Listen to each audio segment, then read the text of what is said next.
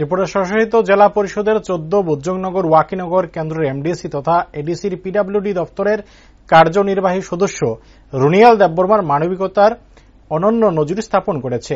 নিজ নির্বাচনী এলাকার পূর্ব নোয়াবাড়ি এডিসি ভিলেজের শিবরাম ঠাকুর গ্রামের 30 বছরের নরেশ দেববর্মা সম্প্রতি রাবার গাছ কাটতে গিয়ে হৃদরোগে আক্রান্ত হয়ে মৃত্যুবরণ করেন।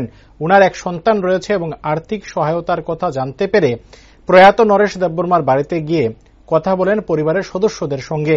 সুখ দুঃখে সর্বদা পরিবারটির পাশে থাকার আশ্বাস দেন। পাশাপাশি প্রয়াত নরেশ দেববর্মার সন্তানের পড়াশোনার যাবতীয় দায়িত্ব নিজের কাঁধে তুলে নেন তিনি। উনার এই মানবতার নজির স্থাপন গোটা এলাকার জাতি জনজাতি সকল স্তরের জনগণ উনাকে ধন্যবাদ জানিয়েছেন। এ বিষয়ে সংবাদ মাধ্যমের মুখোমুখি হয়ে বিস্তারিত প্রতিক্রিয়া ব্যক্ত করেন ইএম রুনিয়াল দেববর্মা।